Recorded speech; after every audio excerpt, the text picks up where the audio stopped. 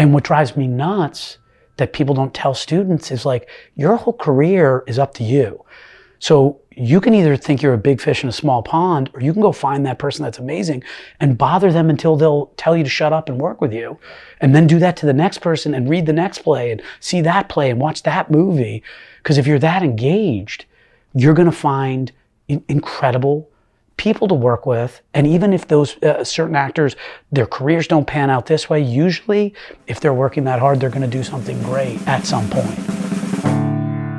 Filmmaker Magazine presents Back to One with Peter Rinaldi.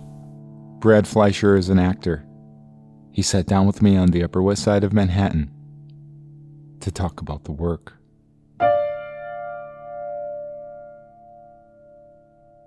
Do you have a typical way that you like to begin your preparation process when you get a new role? To me, there's always like a centerpiece that's personal, that you connect to, whatever that is, that usually has nothing to do with the actual play you're doing. If we're talking about theater, film and TV, it depends, because often for TV, if it's a guest star or reoccurring, they want to type and you want to do your own thing with it, but until you get the part, you don't have a chance to work on an arc. I've been lucky enough in theater a bunch to do full arcs of like Bengal Tiger and Gruesome Playground Injuries and Streamers. And for all those, it was finding something that I understood about it that I then dug into. As I was lucky enough, for like 12 years, I think I never went a week without having a job that I knew was coming in the future.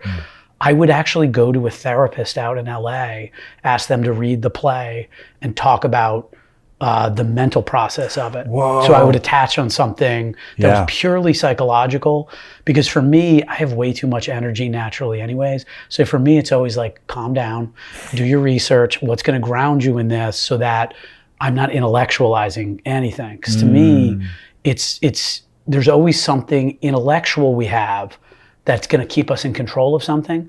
And if you can find that visceral thing, it puts you in the present moment. It's the same thing we were talking about when I was younger and I used to watch movies all the time. You're so present when you're watching a good film because you're so engaged outside your own brain. Yes. I always often related it to sports, and you hit a zone in sports. You're just not thinking, you're reacting to things. Yes. Well, in acting, it's not harder by any means than a sport, but it is as difficult because you're given all the information. So you're either capable of bullshitting through that, so it feels like you're present, or the way I was taught is to get so specific and visceral about stuff, it matters to you so much, you're engaged in every moment through specificity. And when you do that enough, then you're not going to know what's coming and you're genuinely surprised. And why theater's the hardest to do it is eventually you have to do that 8 times a week. So I just think of like when I did Gruesome and I sent it to a therapist and I was like, oh, this is a love story.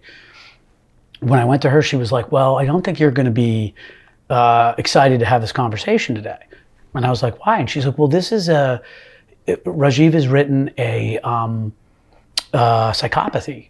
It's a thing called a folie à deux, which is a mental issue where these two people have convinced themselves of their love. Wow. So much so that the only way for them to lead a healthy life is to completely extricate themselves from each other, never speak, never talk, never again. Because the second they get around each other, this belief is gonna happen. And there's a film called Betty Blue, do you ever see that one? So that is a folie à deux. And the highest nature of that is when they start robbing stores together and they believe in their own grandeur.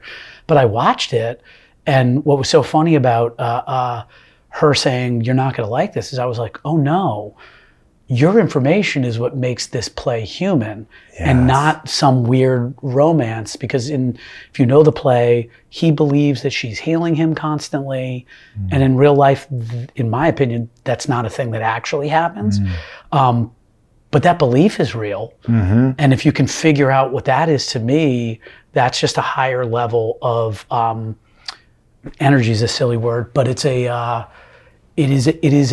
like when adrenaline forces people to lift cars that you always hear about. There's a level of adrenaline, I think, that somebody would believe, that level of pain I'm feeling when I'm around that person. I don't, which would be a psychosis, which is exactly what she's talking about. And in the case of a play like that, what was hard is Doug is written almost as this heroic boyfriend figure, and Kayleen is got all these issues with her family and her mother leaving when she's young. So it almost seems like there's this heroic guy and this woman he's trying to save that has all these problems. And I was like, well, that's not real life. If a guy is putting up with this, he's got a lot of issues himself. The second she said that, I went, oh, he's got a hero complex. Oh, everything he's doing is about trying to prove to her how amazing he is, but that's not love. And we do that very often when we're younger because we want it our way, but think there's a mutual thing. And when you get older and look back, you go, man, I wish I just worked more on myself. Because if I understood myself better, then the other person might gravitate towards me. Right. So anyways, it's talking about Gruesome. That part of that process helped to understand the arc and then put you in the present moment. But and why did it help to specifically to realize that he had a hero complex as opposed to playing the romance? Yeah, because you can understand intellectually what a hero complex is, but you can't act that. So once I know he has a hero complex, I go, well, how's that come off in behavior? Well, it comes off in a present moment of somebody overly emoting for everything for this person. It's almost like a display in itself, consistently. And if anybody has ever been in love with somebody, been close to them, but not got reciprocated for that, which I had been when I was younger, you become manic about it. You do behaviors and things that you don't want other people to know because they're psychotic. I always say, like, a good romance story, if that other person didn't like them, is a stalker. They're like right there. Right. And there's moments in Gruesome where I would argue this guy's sort of stalking her, but it's in a loving way, and it comes off that way in the play. But that's not how life works. That thing that is out of the norm is what makes somebody human and interesting to watch, I think. That it isn't just cookie cutter. Yes. And those human qualities, I think, most people don't want other people to see, but when they do, that's where they connect because they're usually universal. Like, I'm joking about stalking somebody, but I'm also not, because if you've liked somebody and wanted to be around them and wanted to find them in a place to ask them out and you're innocent about it, it can be harmless and very romantic. But there's also good plays, Boy Gets Girl, if you ever read it, where this guy's convinced this girl likes him, she doesn't, and he becomes psychotic about it. That is Taxi Driver in a weird way. And they live right next to each other. It's just how somebody processes it. Right. And so, then, because somebody could tell the story of Grandma tells a story about how Grandpa got them, and it's a happy story because there's all these children and grandchildren that came from that. But if he didn't end up being the grandfather, then it's a story about this weird guy. No, but that's it. And everybody has that story. Yeah, right. I always tell stories when I'm teaching where I was like, oh, my ex-girlfriend in undergrad, like, I'd known her before, we'd met, she lived on the other side of campus, I came back to school, I ran into her one Friday, and I was like, well, how do I run into her again? Well, I know where she is on Friday. And so next Friday, I showed up at this place and pretended I was doing something. I was like, oh, hey. Well, the third time I went, she asked me out. And I went, whoa, what? Because I couldn't build it up. Because I was like, man, she's so beautiful. If I ask her, I'm going to look like an idiot. And yet that's stalking. And as we started dating, she was like, were you doing this? And I was like, what do you mean? And she was like, well, because I was like, yeah, I was. And she was like, oh my God, I was so hoping sweet. You were. Yeah, but it's not like it is. But it's if she didn't like me, that's me showing up at some place. Right. It's such a fine line. It's a fine line. So wait, going back to what you said, this is a weird question to this. Yeah. Do you think then that you said something like, the hero worship thing, you're not going to get tripped up with that? Are there some things like this, though, that are playable that you have to worry about intellectualizing? And I would say constantly. You have to stay away from those things. But this thing is not one of those things like that. So you can deal with kind of mulling it over intellectually because you know it's not going to interfere with the playable aspect of it. Yeah, the height of what we're doing once you understand a story is how do you find something that engages you on a visceral level? So to me, it's always as simple as, and I say it's as simple as, it's easy to talk about it simplistically, very hard to do, fighting from the intellectual to the visceral. So like, I can give you a great example from Kyle Donnelly is one of the best acting teachers alive. She was the head of my graduate program at UCSD. She teaches out in New York here now. I do think there's only like a couple handful of people like the Ron Van Loos, the Janet Zarshes, the Greg Wallace. These are just the people I know, Larry Moss, that are incredible at understanding as a human being what is going to motivate you to look for something deeper. So I give an example of, I was doing Streamers, David Ray play that was set in Vietnam. And you read it nowadays and it seems to be about, there is a lot of seemingly, I guess you'd call them gay themes, because one of the characters is talking about being gay in the 60s or how he knew from a young age he was. Well, what's hard when you put it under the context of that time period, that wasn't a thing you talked about going to war. That wasn't a conversation. In fact, when I was lucky enough to be around David Rabe and went, hey, so is my character gay? David Rabe was like, what are you talking about? Wow. Also, what character in here is gay? And I'm quiet because David Rabe's saying this, and I'm thinking the character that says I like men. And David's like, none of them are. These are what guys talk about when they're young. Whoa. They're sexual. And I went, my mind's blown. And I'm going, there's this very famous monologue that used to be done all the time back in the day called this Frankie speech, where he's turning to this seemingly other gay soldier and going, let me tell you a story of why you can't do this. And so anyways, I'm thinking about this speech and I'm going, well, nowadays he's telling this story about his friend going home with a guy. It doesn't have the effect that it would nowadays. And also for me, it's like, I can overact this. So it's like, oh my God, this is so dramatic, but it isn't to me because this isn't a big deal. And Kyle, who was my teacher, turned to me, as I was saying, I was like, we're going to New York with this. I got to figure this moment out.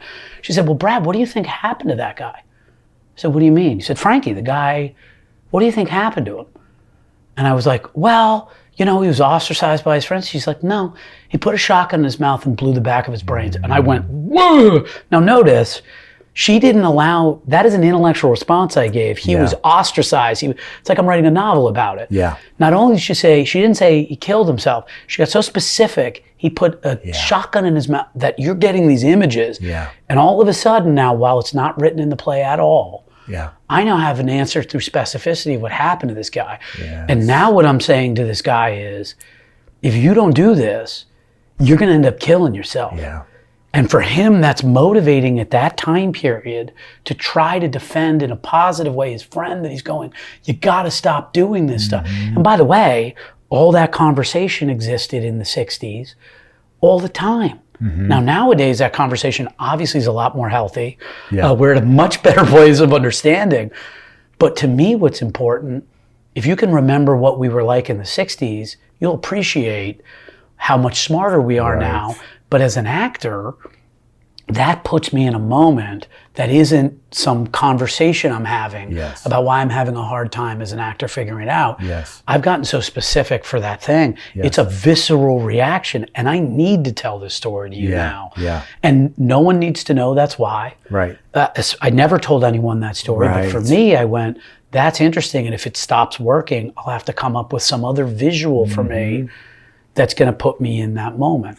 And I guess that's the difference between the intellectual and the visceral. And it sounds easy, but everyone loves pontificating about acting. It's just if it doesn't hit you in a way, that's where all the work has to go into. What's going to motivate you. So like, sorry to go back to Gruesome again. I read it the first time and I knew, oh, this moment's this moment's this moment's that. And once I finished the play, I went, oh shit. Well, I already screwed it up now because now my brain knows where it wants to go. How do I get there? I have to build the blocks to get to a place that is repeatable in an honest, raw way. And that to me is the only thing like a starting point gives you. But I also do think it's different for every part you get to play, every character. And because you know this and you know what fuel you need, because it sounds like what you're talking about is literally, not literally, I hate when people use say literally. And it's not literally. But virtually, it's virtually fuel. Because what you're talking about is, in the example you gave, when you're picturing this person putting the gun in his mouth. Yeah. And like you're saying, now if there comes a point when that is not working for you and it's not as powerful and it's not fueling the lines and the action and how you're delivering this, then you have to come up with something else. When you know this, when you know that you need this kind of fuel, when you know that this is what you actually need, are you then very careful in this beginning part, like you said, of getting to the end of Streamers or getting to the end of Gruesome and being like, oh wait, now I just ruined it for myself or something like that. Do you have to be careful in this beginning part of making connections intellectually, planning? Yeah, oh, big time. So do you actually then, I mean, what does that look like though? Like, so I have not horrible, but I have ADD, which is not an unusual thing for anyone to say now. So for me, what's hard is maintaining a level of focus. When one of the reasons I love theater is you put me in front of a director and around a bunch of other actors, I'm just like, don't embarrass yourself. And my focus can go kind of through the roof. And I find when I am that focused, that's where great things happen. When you're sort of soft focused on things, you come up with ideas and want to play them. To me, it's going to be bad. And I really, for me anyways, there's like times in the shower in the morning where I weirdly have that focus because I've just woken up. Some idea will come to me and I'll be like, oh, I'll play that out in rehearsal. Or if I'm like watching something and I see a moment and I'm like, oh, remember that affected you emotionally, that's great. Otherwise, if I come up with something, I literally go, well, there goes that moment. If I'm thinking of it on my own or coming up with something, because the second I come up with an idea that I want to play, it's not with the person I'm with on stage, and it's not off of them. And unless I'm hyper focused in a way that like you're only worried about that moment that you're trying to do, it usually means I'm going to perform something over the other actor I'm with or over the play, and then that's about me. I also always remember Bill Camp said this to me. It stuck with me when I was lucky enough to work with him on this play, Coram Boy. You know, you get your first play, it's in New York, you're worried about Tonys for your career, you want to wonder what it gets like. And I'll never forget, Bill just said, he's like, you do know that usually the Tony performance is one of the worst performances you'll see? And I remember being like, that's the first time I ever heard that. And this is a guy who I'm watching him act, and I'm like, dear God, I hope I can ever do anything like this. And he's like, oh yeah. He's like, that person's performing to win. They're not performing for the play. And you don't have control over if you're going to win. It's up to the play and the writer. Do they write a good part for you? And I went back and I started watching these performances and I went, holy shit, he's right. They're starting to turn and do it to the audience. I've seen it with people I know. There's certain ones, like if I can say, like I watched Michael Aronoff do Oslo and I was like, I can't do that. And that is exceptional, exceptional. And he feels in a different play, which that character is written, and it feels so alive. But I also was around Michael enough to go, how hard this guy works to do that is what makes that that good. Why he won the Tony for it. That's one I think that's like really earned. Nina Arianda and Venus and Fur. You just went, oh man, that's earned. It's that weird line between the intellectual and the visceral. And it's extremely hard to repeat the visceral over, and it's exhausting. It's exhausting. And so when you, I mean, because you teach now, which we will get into that in a second, but I'm talking about just going by before you were teaching, before you were when you were just learning about what you needed and what you needed to stay away from. When you understand that you can't let yourself overthink things, and you have this condition, the ADD, which is like, do you actually think that it's actually, oddly and ironically, better for you that you had this condition because you know how damaging it could be to overthink things, or that it actually helped you, ironically, as an actor? Well, the weird thing about ADD that I've learned over time is people think it's just you walk around and I'm like, ooh, that, my birthday's in March, like random thoughts jumping. It isn't that. What I learned over time is when I care about something, I go into hyper focus mode. So then what it was for me was having to find a way that I took all the BS away and had a certain level of discipline to require that work from myself. I've also learned over time, like some of my favorite actors, for instance, I've ever seen are majorly dyslexic, and why for them to be able to learn lines is much harder. They put an extra amount of time and they also approach it differently. And when I watch their work, their brain is just looking at something differently that I'm like, shoot, I can't do that. And for me, it's figuring out the thing that I care about. If you give me a play that I think is lame or something that I have no enjoyment in the people I'm around, I'm like, don't hire me for that because I'm bored and I have a very hard time focusing. I've also been lucky. I've actually never had that professionally. There hasn't been a play or a group I've been around where I haven't been fully engaged in the majority of the process. But I learned all that from the class and this teacher that I met in '99. I walked in the room. I thought I was awesome. I was studying at NYU with a large class. It was the first time I went to New York. I was like, I'm better than a lot of these 20-some kids. Forget the fact that I didn't understand they weren't actors at the time. Not all of them, a lot of them were. And I happened to walk into this class with this guy who opened up Juilliard. And I watched the work and I went, holy shit. And when I got up there, I was able to be entertaining, but he ripped me apart like you wouldn't believe. And coming from sports, I was used to being yelled at. I was used to being told I wasn't doing enough. I'm terrible. I'm awful. And I always say, if you ever see the movie Whiplash, I actually thought it was based on this guy. And it really was, like, not kind of, like, it was brutal. I mean, there's stories I couldn't tell in this podcast that happened in that class that I was like, well, I appreciate what you're doing, but there's got to be a better way to do it. And yet, he required a level of commitment that if you weren't doing, just get out. Get out. And that, at that time, taught me a level of commitment and discipline that reminded me of athletics. And I just said to myself, man, I played basketball my whole life thinking I was going to be the next Larry Bird. I barely rode the bench in Division III. And if I put all that time into something I had no shot of doing, and I love acting this much, I better put that commitment into that too. And that's where things started changing for me. That's amazing. And when things started changing, and then you're starting to land jobs then? That was 8 years after that. Literally 8 years. I didn't get a job till I was 27, you know? Right. So tell me then, that's interesting. You had an epiphany in that class. You got your ass kicked a little bit. You said, I'm going to put work into this. But then you went 8 years of just what? Knowing you're getting better, but nobody realizing it or nobody taking a chance on you? What was that? I had a weird story. So I was a math major at Hamilton College in upstate New York. I do not come from a family of entertainment, but as I was saying earlier, I grew up every weekend. Me and my good friend Alex would just go watch movies every week. I mean, we saw everything. And I loved entertainment. I loved cinema. And I loved acting. And at that time, so this would have been the 90s, if you wanted to be an actor, everything was go get trained, do theater. New York's where the real actors are, Chicago is, LA's where you go to be famous, you want them to pull you out, but if you care about the craft, you do this.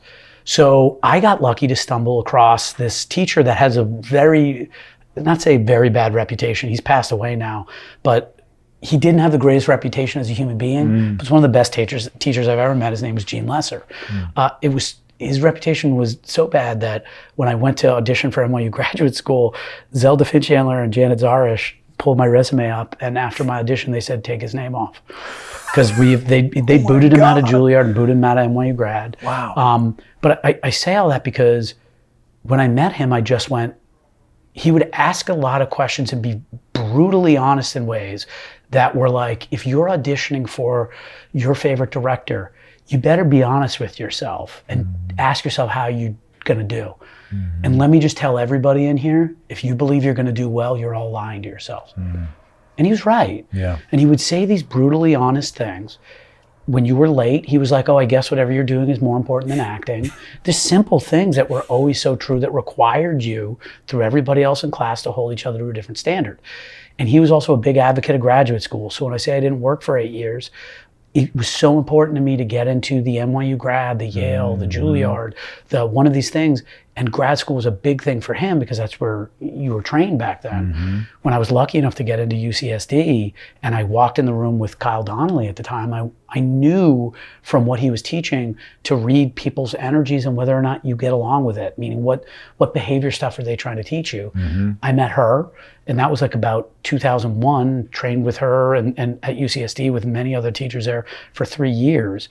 So at that point, I was there consistently working from 8 in the morning till 11 at night. That's all you do in grad school for 3 years. And I would put about 4 years previous to that, 3 or 4 years where I was studying. And then I got lucky when I came out in the showcase that like all of a sudden I was auditioning for everybody. And thank God I had that 7 years, because literally my first audition was for The Inside Man. And I walk in and there's Spike Lee. And he doesn't even say hi to me. He's staring at a TV. And I'm like, this guy hates me. And I haven't even said a word. And I didn't understand. He's not interested in talking to me. He wants to see what I look like on screen. Because that's what I'm going to be on. Right. And for me, I had no clue what this was. I'm freaking out going, why isn't he introducing himself? He doesn't want me. I have never worked before. And unbeknownst to me, you start learning, oh, all that nonsense is not about the work you're trying to do. And so I'd spent 7 years doing that. I better start understanding when I walk in these rooms how to do my work quickly. Right. So for me, that 7 years in those sort of isolations where you can fail and it doesn't matter, was everything. That's huge. That's huge. Were there other things that you were starting to learn that you didn't learn in school? Yeah. Even though you were intensely doing this kind of work and always acting. And what were those things, and how were you changing your instrument because of those? Mine's weird. So when I went to graduate school, I was kind of the character actor. I had an incredible group of 9 people in my graduate class all over the place. And they were all wonderfully beautiful people.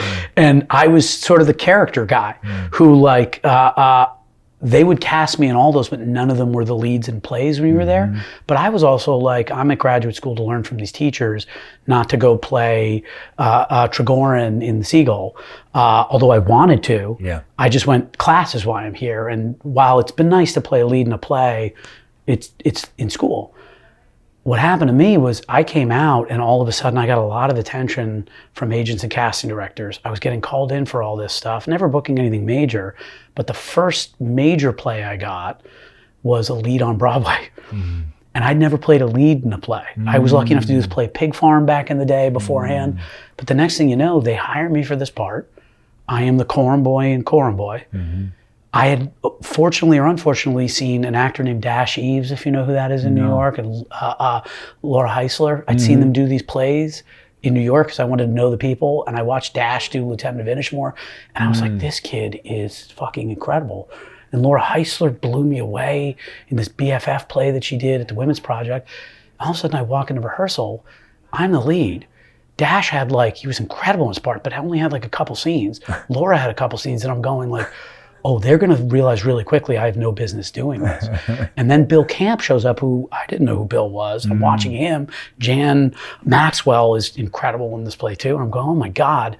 And what happened was I did so much preparation to this. I get in there and I'm like, I've never done a full arc. So I'm going to like figure this out over rehearsals. That's what rehearsal's for. And we're about 2 weeks in, and they go, okay, we're going to run this. And I was like, you know what? I've talked with Bill about this. I'm going to let this rip. And I say, Bill, I'm going to let it go. Awesome. So we're in rehearsal, and I'm going, and I'm watching a couple other actors in the room kind of look and go, oh, okay. And I'm not thinking anything of this because I'd been sort of marking through things. Yeah. And we finish, and the director comes over and was like, where was this? And I'm like, I'm sorry? It's a British director. It's awesome. She's like, oh yeah, we were talking about firing you.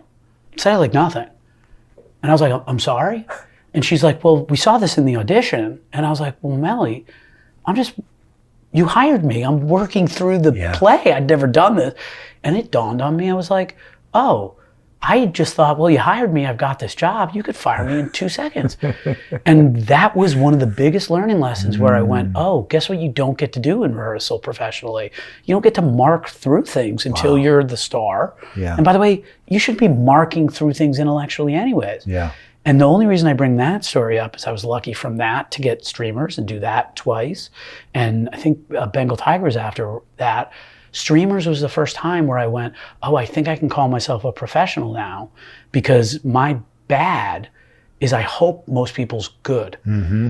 And that was after from doing multiple plays where I was like, I thought I studied and understood this craft.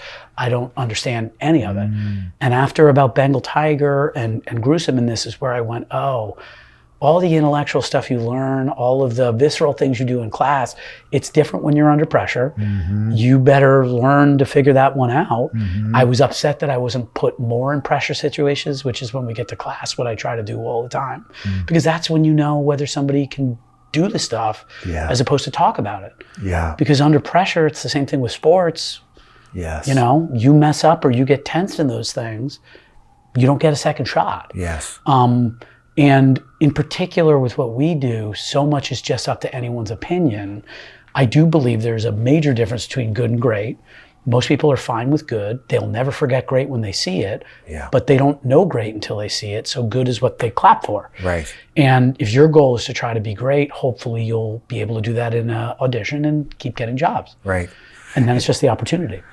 And do you think that an important aspect of good to great is putting yourself in situations that you don't think you can do and doing them? If you're lucky enough to. But that's the thing, right? How often do you have that opportunity? Well, this is what's a nightmare about being an actor. Like, I look at, if you had told me when I was studying the first, let's say 10 years of my career, I say 10 years, I'm actually like, it might've only been 6.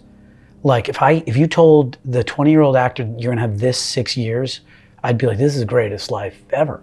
Because I was on Broadway 3 times. Got to lead in streamers. I got to work with these great Moises Kaufman, Bart Shear. I was doing reoccurrings and guest stars in television, film.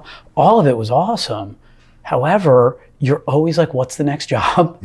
Will I ever work again? And I was naive enough, like we were talking about earlier, where I went, oh, people are hiring me because they get it. I'm just going to keep working. That's not how that works. You might get a 10-line part in something and have a hard time with your ego going, wait, but I was the lead in this thing. And in particular, when it comes to theater, when we talk about Broadway and off-Broadway, those companies don't want me. No one's coming to see a play to go watch Brad Fleischer until maybe you get nominated or win a Tony, or until you have a big following, which is also where social media comes in a crazy way nowadays. You'll watch big social media stars get on Broadway, and part of you as an actor wants to get upset by it. But for me, all I hope is 1, they're good, but 2, that's just about bringing butts in the seats. I remember, it's kind of bad to talk about Puffy now, but I remember watching him in Raisin in the Sun. He was horrific. It was one of the best productions I'd ever seen because everybody else was fucking incredible. And I just remember being like, but there were people in that theater that would never go to see theater if he wasn't doing. And I was always like, those are the people that I want to perform for. It's why the Labyrinth Theater to me has always been amazing here. And Steppenwolf, like, it's people that aren't just uber wealthy, red wine scarf wearing. It's people that want to be moved by something. And those are the people that saw Raisin in the Sun, which is one of my favorite plays of all time. And speaking of Billy Eugene Jones, he was his understudy. Supposedly when he went on, he got the longest applause because he would have been incredible as Walter Lee. But like, that is, unfortunately, in the theater world, it is more expensive. We don't have a say in that. And to me, what's always been interesting about cinema, even though I love theater a little more, is the group that you want to perform those things for. It's harder to get a younger audience in watching a lot of that. But then, but again, that's where you don't, you have to be really engaged in the theater world because it's always about what have you done lately. And the second you're sort of not around those people or engaged in that, how are they going to know what you've done? It's they haven't seen you in 6 months. It's a weird business for that. You don't think about this a lot. Like, you just think once you break in, that's it. That's what you really think. Was there something somebody said to you, or some note, or some epiphany moment? And I'm talking about not in school now. I'm talking about once you're finally working, that changed your approach to what you were doing? Well, I mean, I try to figure out what that is in every play I do, who that person is, who the people are, and learn from it, because I also am somebody who, I think meritocracy is a real thing. It's harder in what we do to know the difference between good and great, but there is somebody who has the merit to be there. And when you watch that, that's a person to follow. I also am like, I've always loved having the idea of mentors. So like when I talk about Kyle Donnelly, like I feel I owe a lot of my career to her. And when part of what makes me want to succeed in work is to spread what she taught me to other people. I also think that, like the Bill Camp story I told you, we're friends now, and like he's a friend of mine. I'm not like, oh, mentor Bill. However, I was also, I like to believe at that age, at 27, I wasn't one of these kids that walked in and went, who's this Bill Camp guy? I get something he doesn't. I watched him and Jan Maxwell work, and by the way, a lot of the other actors in there that were older, and I just went, holy shit, like I got a lot of work to do. When I did Streamers, Otto Asando who's a good friend of mine. I watched him work, even though we weren't a lot on stage together, and I was blown away by him. I was also with this actor, J.D. Williams, who's on The Wire and everything. JD had like kind of he had formal training, I think, in high school, but he approached this in this, I don't give a shit way. And guess what? He was probably more interesting to watch than I was, because here I was trying to play this part, and JD was always so present. There was a moment in the play where you're looking at Playboy, and I remember I'd be on stage talking to him, and I'm like, he's really looking at that picture. Like, he's not worrying about the next line. And occasionally he'd point this stuff out to me. This is not a good thing. He actually fell asleep on stage, like genuinely did. And I remember in class, my old teacher was like, no one can do that. And I was like, oh, you have to have somebody that does not give a shit. Yeah. But anyone that would come and watch him, you couldn't take your eyes off him. And yet when it came to the very ending, and JD and I talked about this, I was always like, the most dramatic part, I was like, JD, you can do this, but you actually get this better than most people. And I finally got to a point with him where we would talk, and I'd go, I think you can get more specific with this. I think you can get more open with this. And those are the moments, those heightened emotions, to be able to ground that in your imagination is, to me, the difference between really good and great. So like, I would watch someone like JD, and I would just go, hey, the second I think I have it, I'm in a lot of trouble, because then I'm in control of this thing again. That's the process that always interested me. So like, I say that to say, I watched Ari Moyed in Bengal Tiger, and in 2 seconds in rehearsal, I remember being across from him. We only had like one major scene together, but I was like, not only is this guy funny, he is so present. And to watch his ability to do that while also thinking through what his character's going through was amazing to me. And I would pick stuff like that up from everybody, even the people that maybe only had one great moment, but you watch them in that moment and go, that's it. And the goal is to try to do that for an hour and a half, 2 hours. Right. Did you always have the teaching muscle in you? Or what's a better way to say it? I don't know. I think that there are good actors, I think, that can't teach it though, right? Yes. Teaching is a specific thing that matters about the person, I think. Yeah. Did you know you had that in you? I got weirdly lucky, and for good and for bad. So it's a quick 2-part story. When we were in graduate school, we were required to teach the undergrads. That was they would give you your second and third year work free. Because you became a local resident, so it was less what they charged, and part of it was like a work stipend. So you either taught public speaking or acting. And I got in that intro for acting class, and I had come from studying with Gene. And I remember, for me as an actor, you add Gene and then Kyle to my career, I would not have the career I had without them. And as I said before, I'm somebody that loved coaches. I loved being coached, and I always wanted to kind of service that person with what I learned from them. That always mattered to me, as does my alma mater. I want UCSD to be competing with Yale and Juilliard and them, because I cared so much about that place when I was studying there, the teachers I had. If I hadn't had them, I wouldn't be where I was. And so when I started to teach in undergrad, I realized, you get terrified to do it. You get in there, and about 20 seconds in, you're like, oh God, I know more than all of you. And luckily for me, I think it was intentional, but I don't know, they only let me teach intro to acting, because if I had to teach public speaking, it would not have been pretty, because it was just like, I like teaching this visceral thing. Yeah. And instead of teaching what they told me to, I was like, guys, nobody wants to learn this. We're going to do this stuff through the scene work. So I would kind of teach it my own way. I finished, and I was lucky enough that one of the, like I said, that first job I had was this play called Coram Boy. I had randomly been at times very good friends with a guy named Chris Huvain, may his soul be at peace, whose older brothers were Kevin and Stephen Huvain. And they were the big agents out in LA. And I met Chris randomly playing basketball.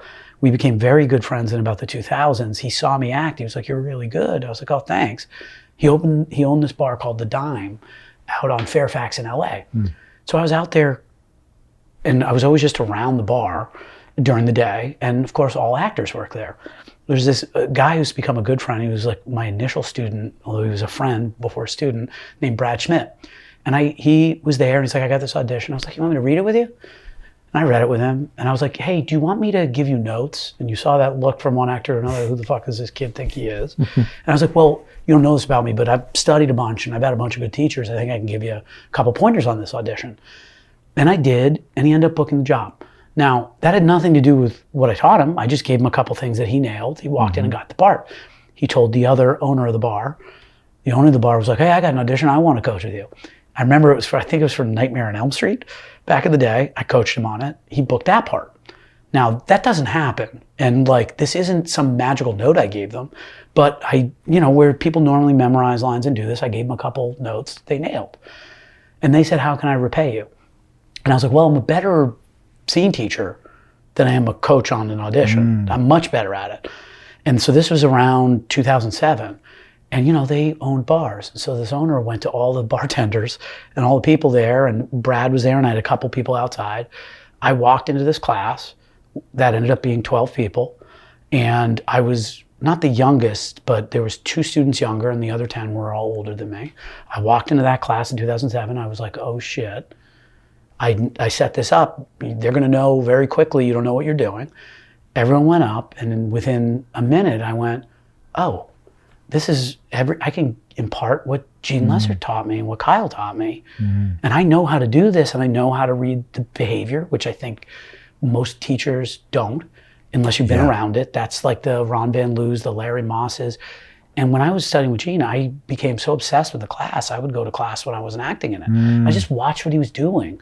And I remember him telling me it'll take you about 3 to 5 years to understand this. That was about pinpoint at 3 years is when I started understanding the difference between good and great when you're watching somebody and how to motivate them. And that class started because I had about $15,000 in debt on my credit card, no way to pay it off. And I went to everyone, I went, "Guys, if you pay me cash before I get this job." That's how it started. And then luckily or unluckily for me, I loved it so much, when I wasn't working, I would teach. And these things amassed in New York and LA I never advertised, they amassed to larger groups of people. Why I say good and bad luck is, the bad part of it is, I love teaching so much, you get a good group of 10 to 12 people, all of a sudden you're like, "Wait, why am I taking this stupid guest star that I don't want to do when I can make money doing here, but then I'm situated here, and I love working with hungry students. It reminds me why I love doing this." But part of the drive of an actor is never knowing where your job is. And so at some point, I was also lucky to get in like Bengal Tiger and Gruesome, so all these people would see me and want to take class. So I understood that thing, but in my mind, the business side of it was always where people rip people off. I wanted to do the class that changed my career. And so if that makes sense, that's how that started. And then over time, I was lucky enough to teach with a casting director here or there, or get groups of people and teach directors. And so for about 15 years, it was a creative outlet for me. It still is. And so it's been 15 years, huh? Yeah, and I love it. I love it. It's like I said, for good and for bad. Like, I love doing it when I have the committed people. I'm literally about to go try to teach in Houston now that I live there. And what's funny is it's hard to find actors that want to study. You forget everyone moves to New York and LA. And it's unfair because I have some groups in New York and LA that are so phenomenal that I go in there and I'm like, it makes me want to direct theater. It makes me excited to direct this film I'm doing, because you get around that energy, you feel creative again. Right. And that's what I try to do in class. And where I'm lucky is when you get a large amount of people doing it, like you came and sat in on that final, it starts spreading. Yeah. And all those other people require the other people to work like that. And it's something awesome. Mm-hmm.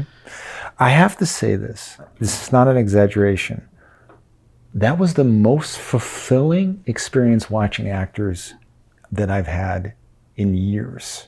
That's awesome. And I was blown away is not the right word. It was like, I was confused. I will say this, and it's not confused. Man. I'm not meaning this in a humble way. I actually really believe this. It's them. They're willing to put up with the stuff I push. If the people don't meet, they will not be at the level the other people are. And when you get a group of committed people in, it is completely priceless. I drive a lot of the students that have been a part of my class who aren't in it currently crazy, because I text people in between and I'm like, are you doing this? I'm trying to match you up with this person. Are you doing this? Hey, who's in this class? Who's doing this? Because I remember when I was studying in that old class, I remember being like, what we're doing here is special. I used to go to other classes, find the best student and be like, come sit in on this class. And I would go and read plays. And when somebody did great work when I was studying, I would go up to that person and be like, can we work? And they'd be like, sorry, I'm doing this scene. I'd go, what are you doing after? And they go, nothing. Can we do this play together? Yep. Wow. I had my years planned out with those people only because I was like, you are so good. I want to work with you. You're going to make me better. Yeah. And what drives me nuts that people don't tell students is like, your whole career is up to you. So you can either think you're a big fish in a small pond, or you can go find that person that's amazing and bother them until they'll tell you to shut up and work with you. Yeah. And then do that to the next person and read the next play and see that play and watch that movie. Because if you're that engaged, you're going to find incredible people to work with. And even if those certain actors, their careers don't pan out this way, usually if they're working that hard, they're going to do something great at some point. They just will. And if you put a group of people there and a new student is coming to watch and they're watching all these great actors, they're going to want to be a part of it. And that's also why I don't advertise, because it's hard to fend through the people that either come in and don't work, come in and are like afraid to go to that place, or don't mesh. Yeah. My style of teaching, they may not want to be pushed that way. They may not want, they may want something that makes them feel comfortable, and that may bring out the best work. That isn't what worked for me. And the only difference is I'm an actor, so I'm not as brutal as my teachers were, because I go through the same thing they do. Yeah. I try to do it in terms of the story that they're telling. And if they're willing to put the work in, what will happen, that, by the way, I wish they knew how you felt, because if they're able to do that under pressure, that's how you get work. That's right. What do you look for in these students, though? Do you have an audition process, for these new people? All word of mouth. But you were saying how you don't want to just open it up and have all these, you must. So if somebody's recommending someone they know, more than likely they'll be like, hey, come into this class, but just know you can't sort of mess around. This is an expectation. And that proves true about 90 to 95% of the time. And occasionally you get a couple people that just aren't putting the work in. I'll give them a second chance. Yeah. I'll give them usually a talk about it. And after 2 times, if they're not there showing up, they just won't be invited back. And there's no big deal about it. It's just, I don't feel right setting somebody up with somebody that they don't give the same effort for. Yeah. And so over time, it usually makes for companies. So I try to look at the classes as companies of actors. Interesting. And the more they work together, the more they get to know each other. Of the, let's say 3 or 4 classes I teach, 1 or 2 of them are usually people that have studied for a while, people that maybe are professionals, and it's sort of like a gym to them. And then the 3rd class will be newer people, and what ends up happening there is they become the next group that works, because unless you're coming to do a workout for it, you shouldn't be studying with somebody for more than 2 or 3 years. After that, you're just coming back to work the muscle, which is a blast. And I have a lot of students that work professionally, or you'd consider professionals that come back to work, because you never know where your next job is. I often tell them, if I'm the one lucky thing about teaching is I'm actually acting with them all the time. So that's how I get to work that muscle for myself. Yes. Something I meant to say earlier that always affected me when it was told. There's a example I always give of Bruce Lee wrote this book called The Tao of Jeet Kune Do about his style of fighting where, he said he could beat anyone in under 90 seconds. And for a long period of time, my understanding was he did. And in the book, he basically says, the first time I fought was in defense of myself. My friends watched me and I annihilated these people that were attacking me. And he said, as I went to study, I realized I spent the rest of my life doing so much work to get back to what I knew initially. And I do think that's the same with acting, where it's like, the longer you do it, you forget all the work you've put in to try to get back to the simplicity of it. And I find when I'm teaching now, I always try to tell people, make the simple choice. And often I sit back and I go, man, I never did that when I was studying, because it's easy to say that when you've done it a while, but part of that process is going through all the mistakes you make, all the over-the-top acting, all the bad stuff you do to whittle away to what is simple for you, I guess. Yes. The thing like sports and acting to me is always, for me anyways, close-knit is, if you think about any sport, baseball, I was a basketball player, football, you can literally say basketball is throwing a ball through an iron hoop. And you're like, it's 10 feet high, who gives a shit? Yeah. It's baseball, you're literally throwing a ball, hitting with a stick. Football, you're moronically slamming bodies together to try to get 10 yards and score a touchdown. You can, if somebody doesn't get sports, they look at it and they go, what's the matter with you? Yeah. Why do you care about it? And when they say a sport that simply, if you actually stop and think about it, they're right. Basketball is literally a ball through a rim.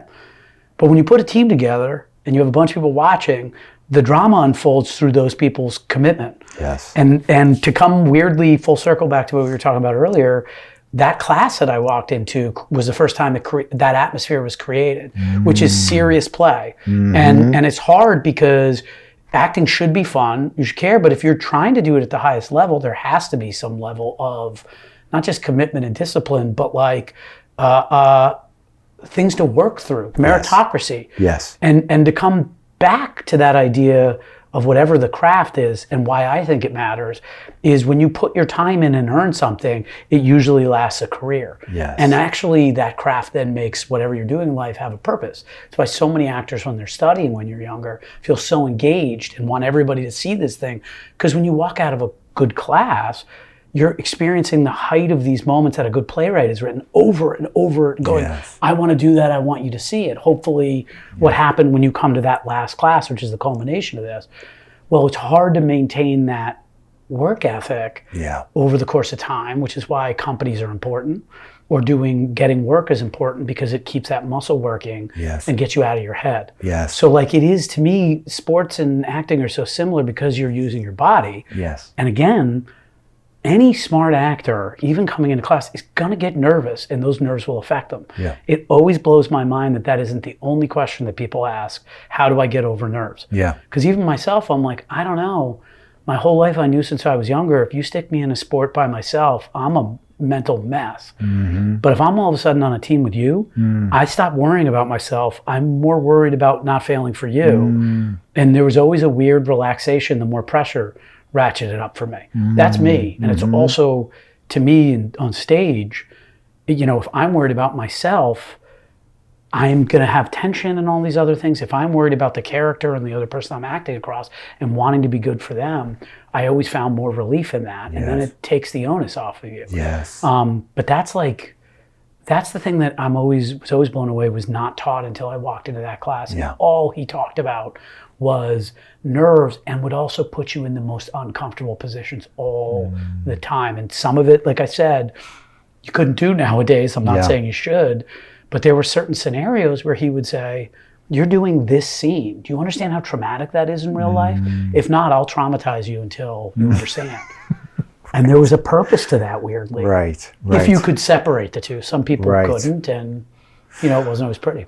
Well, this brings it back to what I was seeing in that class, which was, at one point there was one scene that I saw, and I haven't seen this in a long time, or maybe ever, an actual amount of danger that was present there. Do you remember which scene? Yeah, it was the couple, they were... Oh, yeah, they were great. The orange flower water. Yeah. Okay.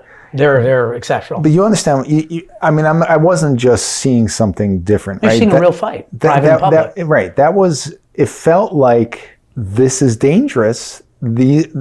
She could be in danger. Yeah. And they're boyfriend and girlfriend too. I learned that later. Yeah. But my point here is this. Ideally, I should see that all the time. You should especially see it when you're seeing plays in New York. Exactly. And it isn't always the case. And it's not only I'm telling you, I haven't seen it. Yeah. It used to, until maybe that moment. It used to exist all the time. Right. Yep. So what has happened, first off, then you can tell me what you did, because you keep saying it's these people, but you created an environment for them to be able to do this. That one's easy. What was hard about that is Emily, who was in that, has been a student of mine for a while. She's just exceptional. Her husband was it's her boyfriend was her first class, right? And he came in and they walked in day one and they were really good. And I had to sit there and I was like, yeah, they're really good. And I said, you just got to give me permission to make your life a living hell, because you can't miss any of these moments. You understand the scene, and that's the problem. And I want you to understand, when you're a guy who's having his wife leave him and you're unprepared for it and you don't know, you have to fill yourself up with the things you don't know rather than what you know from reading it. And that means every moment should be terrifying. And I was like, the good news for this scene, which is harder to work on like some of Sam Shepard's plays, or, where there's real violence in place. Extremities is a harder play to work on now, although I don't think it should be, because situations like that still happen. Yeah. But in that case, I said, just remember this always. The play's written that he does not touch her. Yeah. And that says something about him, because he wants such control, but it actually is a positive thing that this man's been taught. Why? You shouldn't abuse your partner, period. Violence is never, we all know that. Yeah. It happens a lot. Those are different plays. But I was like, but you also have lines here that are serving a purpose to her. Because he doesn't do it, it doesn't mean he doesn't want to scare her in that moment to thinking he does. And here's the hardest part, I would argue, about teaching nowadays. And I'm going to try to find the right words for it. I have to give a talk before class that basically says, and I'm not great at this always, that says political correctness goes out the door. It's not because I want to just be able to say whatever the hell I want to say and that you should listen to me and I'm going to say a bunch of ignorant, horrible things. But in real life, in the highest sets of circumstances, they only happen once, if you're lucky, or unlucky, I should say, once every 3-5 years. Yeah. The biggest moments in your life, they don't happen yearly. Sometimes you can have a horrid year filled with death, loss, love, all these things. Occasionally that happens. But for the most part in life, that horrible breakup, when I look at my life, I'm like, that only happened 3 or 4 times in my life. So what we're being asked to do is those heightened moments, sometimes 8 times a week. Yeah. That's not normal. Yeah. If you acknowledge that that's what you're pushing for as an actor, it's just like running a marathon. That's not normal to run 26 miles. Yeah. There are people that do it all the time. The only way to do it is to prepare your body for it. So if you, in a healthy way in your life, understand what you're trying to do is create, if you're doing theater 8 times a week, something that happens once every 5 years, it's a muscle you have to work. Yeah. No different than a professional athlete who it's not normal to play basketball games that many times a week. And if that's the case, you're building this emotional muscle up so that you can go do a play and leave it. Now, as an actor, there's not been a play I've done where I haven't felt like something in that play has actually happened to me in real life. Not because I'm some weirdo, but I do believe you put certain energies out there, energy attracts energy. And so if I am in Bengal Tiger, I'm playing this incredibly beta Marine, and everything is vulnerable and worried, certain things are going to start to happen to me that make me feel more vulnerable than I normally would. Mm-hmm. Why? It's not normal to go through the highest level of that 8 times a week, which is also why I think it's so important that people know it's imaginary. Yes. Because then you can just leave it there. But being able to, so in this situation with Orange Flower Water, I just said to the two of you guys, hey, you have to put a bunch of work in here, because if you trust each other, you're going to be able to laugh afterwards about what you're going through, because we're all going to think it's real, because in those moments, you're just so committed to the story and to each other. Mm-hmm. The 2 examples I always give is, I was lucky to do Gruesome Playground with Selma Blair and this phenomenal actor named Jules Wilcox. And in both those cases, and they would say the same thing, I was probably like their stupid young brother. But the best compliment I ever got is people would go, man, the two, so you and Selma, you and Jules, there's a real chemistry there. which to me, there's certain plays, Fool for Love, a lot of Sam Shepard's plays, Mamet's plays. The connection between people is so important. Well, why did they think that? Because we'd done so much work. There was a couple moments that were innocent kissing that happens in Gruesome, but we would sit our faces this close, looking into each other's eyes, delivering lines. Our lips would touch, we would leave, we'd walk backstage, and Jules would be like, could you take a breath, man? Dude, what are we doing? And it was never what the scene was, but because we were willing to sit in that moment, it becomes human. Another Bill Camp story, this was a weird defining moment for me. We'd worked through, we had this huge fight scene at the end of Coram Boy where he's coming to kill me, and you're going through the whole choreography. And there was one day where we were just both, whatever in it means. And we went out there and just kind of looked at each other. And Bill kind of had a little smile, and I did, where it was sort of like, let's rock, we're doing this. And Bill came to swing at me and was like, it was all choreographed, but he's really swinging and I'm blocking, and the next thing you know, he comes and I grab him and I'm supposed to pick him up and throw him down. And I grabbed him and I literally lifted him up and put him down. And I went, oh, like WWF style. And I was like, oh shit. And I looked down and Bill looked up and he just gave me this smile. Keep it coming. And we went through this whole thing. We ended up hitting forearms, and afterwards we were like, we gotta be careful, there's a bone there. But we were so fully in it. We walked backstage and there was a couple that had seen Coram Boy weirdly like 12 times. I'll never forget this. So Bill and I go through this fight, and my character dies, not to spoiler for Coram Boy, and I'm up at the top at the end, and there's this moment I've just never felt more alive. And I was like, my God, I'm like present, and this is like the height, and Bill Camp is incredible, and it thought we really fought. It felt like we were fighting because we worked so hard. And we go backstage, and that couple who had come to say hi to the whole company, the woman like kind of looked shocked while she was looking at me. And I was like, hey, I don't remember her name anymore. I was like, are you okay? And she's like, what happened tonight? And I was like, what do you mean? She's like, this is like the 10th or 12th time I've seen this. Something between the two of you happened, and the ending was so overwhelming to me. I've loved this play. That's the best thing I've seen. And I was like, oh, yeah, thanks. And I remember walking up to go change, and I went, oh, shit. When you're doing that, whatever happened between the two of us, that's the difference between good and great. And I'd been fine with everything else, but I remember going upstairs and going, she doesn't know what the difference was, but she knew it viscerally. And I remember my old teacher talking about that, and I remember sitting there and going, fuck. That has to be my requirement when I'm on stage. And by the way, I won't be able to do it. I think if you're lucky, you can do that 5 or 6 times a week if you're lucky. But that's got to be your goal. It's the same reason when they did August Osage County, you always heard all the people from Steppenwolf said, we're not auditioning for other jobs. We're here to do this job. It's why when you watch those old Steppenwolf actors, and almost any play they do, it's mesmerizing. And they're just present and visceral, and it feels real. Because it isn't just about words and looking at each other. It's about my actual connection with you, the ability to do something to you.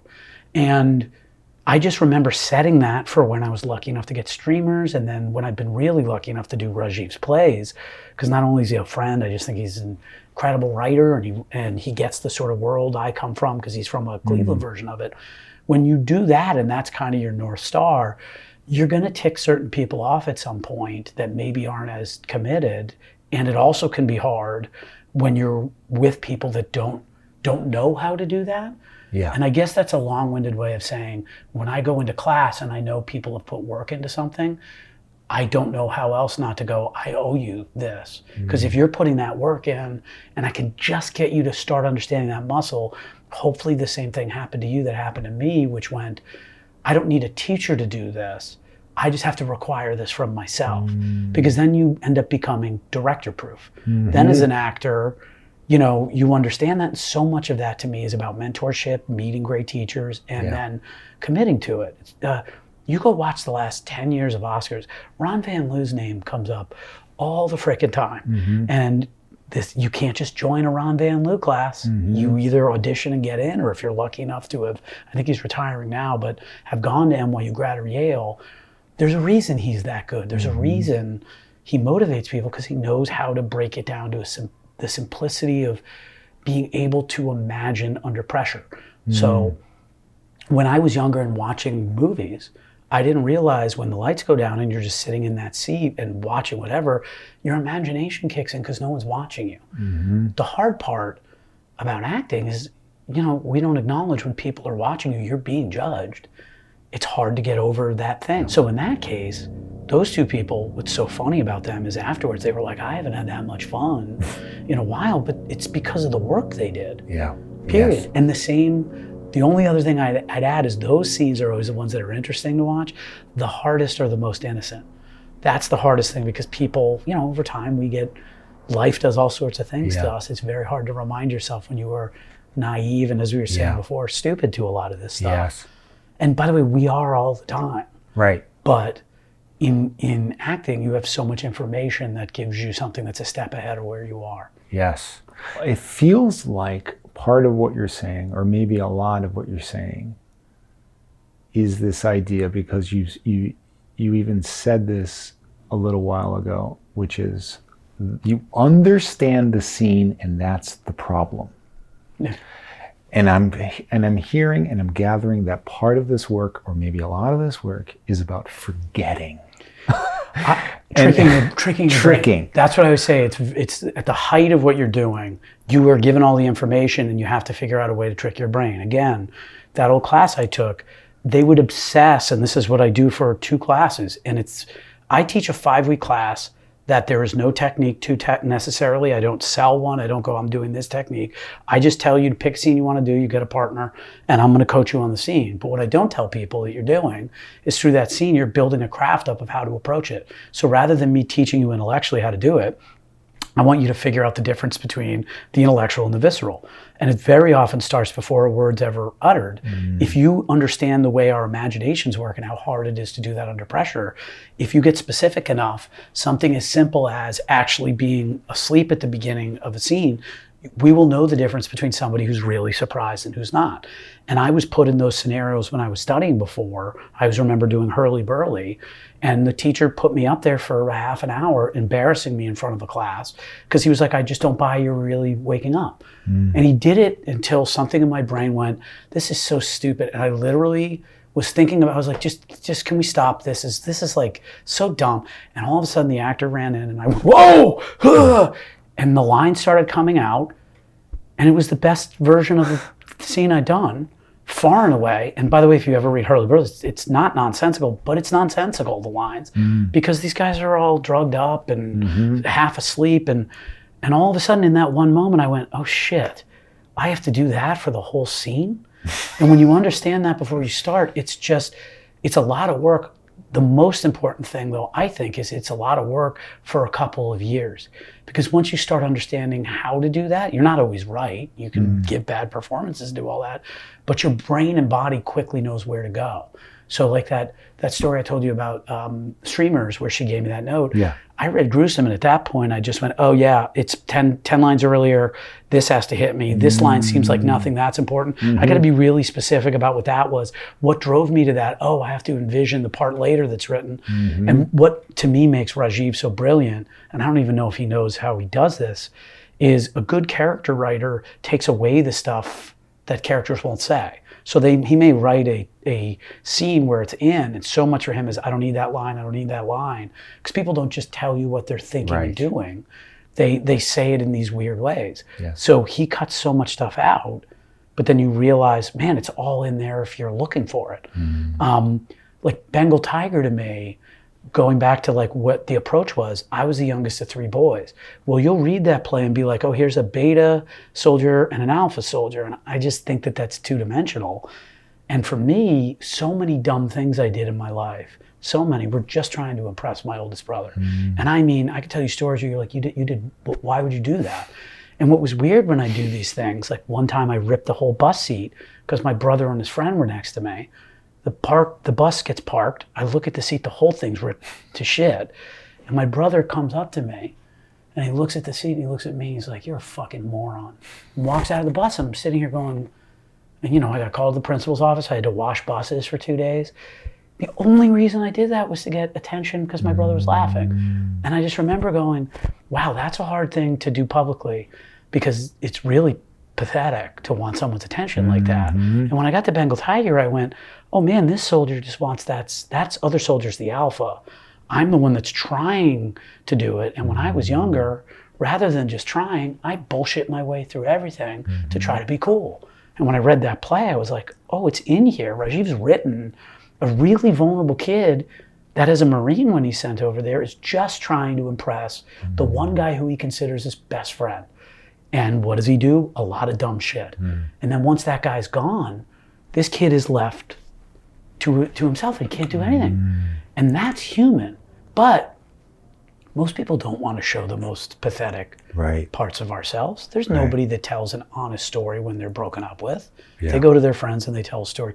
She said this, and I stuck up for my own. And that's actually almost never true. Usually it's, what did I do wrong I can change? How do I help that out? And asking people to do that publicly, I think is, if you understand whatever that earnestness is or that honesty is, it's just requiring the people that do the work to do that. Because as an actor, when you go to that place, and then the hardest part is not making it about you. And that's where, when you get a group like we had last time, and hopefully, knock on wood, a group, because I'm about to start on Sunday for the next session, when that happens, it makes it all worthwhile. Because you just get a bunch of people committed, and everyone starts to see with everybody else, oh, wait a second. I remind myself where I was, where the growth is, and how to just keep doing it in a place where you should be failing. Right. Because when you get to that professional place, it's like, if you keep failing, they'll fire you. Right.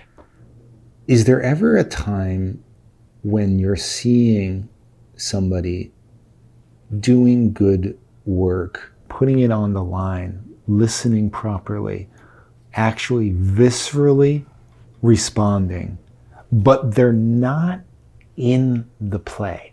What they're doing is alive, but it's not actually serving the play or serving the scene. Yeah, it's usually the people that win Tonys.